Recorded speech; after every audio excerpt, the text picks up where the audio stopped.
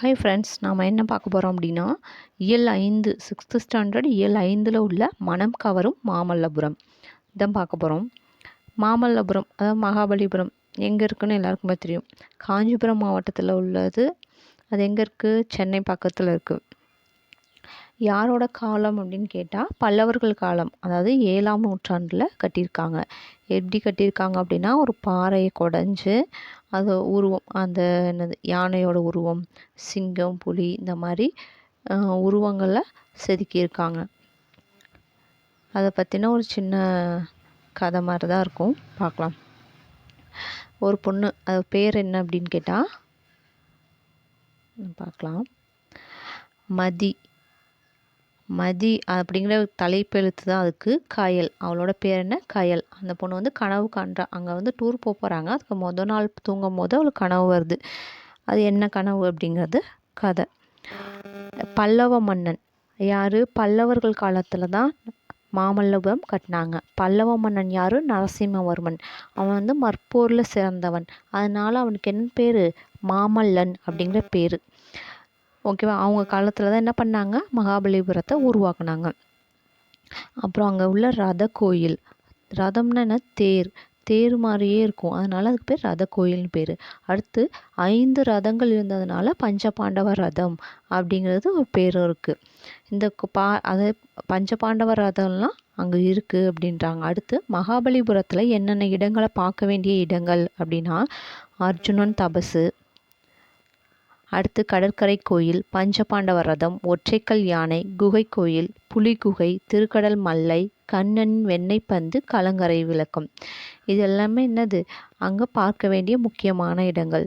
அடுத்து எப்படி அந்த ஒரு ஐடியா உங்களுக்கு வந்துச்சு, மகாபலிபுரத்தை உருவாக்கணும் அப்படின்னு எப்படி ஐடியா வந்துச்சு அப்படின்னா, நரசிம்மவர்மனும் அவங்க அப்பாவும் என்ன பண்ணாங்க, ஒரு நாள் அங்கே போயிருக்காங்க. அப்போ பார்க்கும்போது அந்த பாறையோட நிழல் வந்து கீழே விழும்போது அது எப்படி இருந்துச்சு?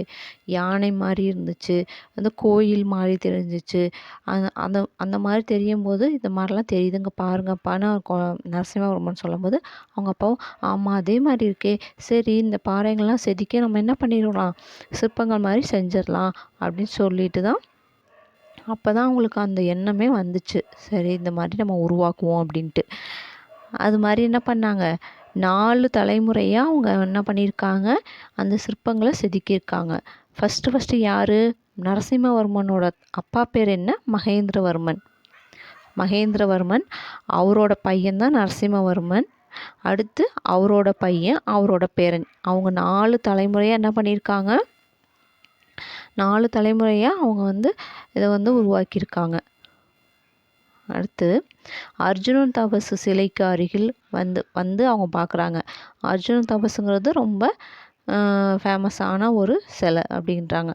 அங்கு பாறையில் இருந்த சிற்பங்களை கண்டு கயல் வியந்து போனாள். இந்த பாறையில் மனிதர்கள், விலங்குகள், பறவைகள் போன்ற சிற்பங்கள் செதுக்கப்பட்டுள்ளன. இவை உயிருள்ளவற்றை நேரில் பார்ப்பது போல அழகாக உள்ளன அப்படின்ட்டு சொல்கிறாவ. அடுத்து இதுக்கெல்லாம் பேர் என்ன அப்படின்னா, புடைப்பு சிற்பங்கள் அப்படின்னு பேர். இந்த 2 பாறைகளிலும் 150க்கும் மேற்பட்ட சிற்பங்கள் இருக்குது அப்படின்னாங்க. எத்தனை சிற்பங்கள்? 150க்கும் மேற்பட்ட சிற்பங்கள் இருக்குது. அர்ஜுனன் தவம் செய்யும் காட்சி, அதுதான் அர்ஜுனன் தபசு அப்படின்ட்டு பேர், அந்த இதுக்கு பேர். அடுத்து பகீரதன் தவம் அப்படின்னு பேர். அந்த இடத்துல 2 பாறைக்கடையில் நீர் வர மாதிரி இருக்கும். அது வந்து ஆகாயத்துலேருந்து தண்ணி கொட்டுற மாதிரி இருக்கும். அதுக்கு தான் ஆகாய கங்கை அப்படிங்கிற பேர் வச்சுருக்காங்க. அடுத்து யானை சிற்பம் வந்து ரொம்ப அழகாக இருக்குது. சிங்கம், புலி, அன்னப்பறவை, உடும்பு, குரங்குகள் என எல்லாமே உயிர் உள்ள மாதிரியே இருக்குது அப்படின்னு சொல்கிறாங்க. அடுத்து தமிழகத்தின் மிகப்பெரிய சிற்பக்கலை கூடம் எது? மாமல்லபுரம். பெரிய சிற்பக்கலை கூடம் எது? மாமல்லபுரம். இது சிற்பக்கலை வடிவமைப்புகள் 4 வகைப்படும். என்னென்ன அப்படின்னா, குடைவரை கோயில், ஒற்றைக்கல் கோயில், கட்டுமான கோயில், புடைப்பு சிற்பங்கள். குடைவரை பாறையை குடைஞ்சி கட்டுறது தான் குடைவரை கோயில்.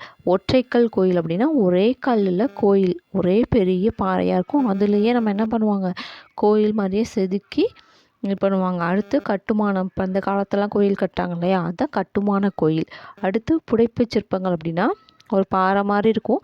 அந்த விலங்குகள் மனிதர்களோட உருவம் மட்டும் ஒரு பாதி உருவம் மட்டும்தான் தெரியும். பாருங்க கொடுத்துருப்பாங்க, இந்த பாருங்க இந்த மாதிரி இதில் இருக்கு இல்லையா, இந்த மாதிரி இதில் உருவம் மட்டும்தான் தெரியும், முழு உருவமாக தெரியாது. இந்த பாதி பாதி கொஞ்சம் கொஞ்சமாக உருவம் மட்டும்தான் தெரியும். இந்த இதில் இருக்குல்ல இந்த மாதிரி உருவம் மட்டும்தான் தெரியும். இதுதான் புடைப்புச் சிற்பங்கள் அப்படின்னு சொல்கிறாங்க.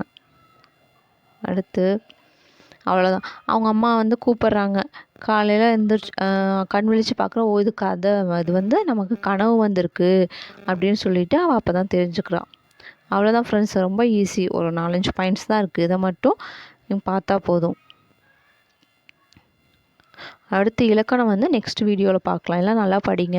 நோட்டிஃபிகேஷன் அவங்க விட்டுட்டாங்க, ஆனுவல் பிளானர் விட்டுட்டாங்க டிஆர்பிக்கு. அதை நான் கொஞ்சம் எக்ஸ்பிளைன் பண்ணுறேன், அடுத்த வீடியோவில் நான் எக்ஸ்பிளைன் பண்ணுறேன். Okay friends, thank you.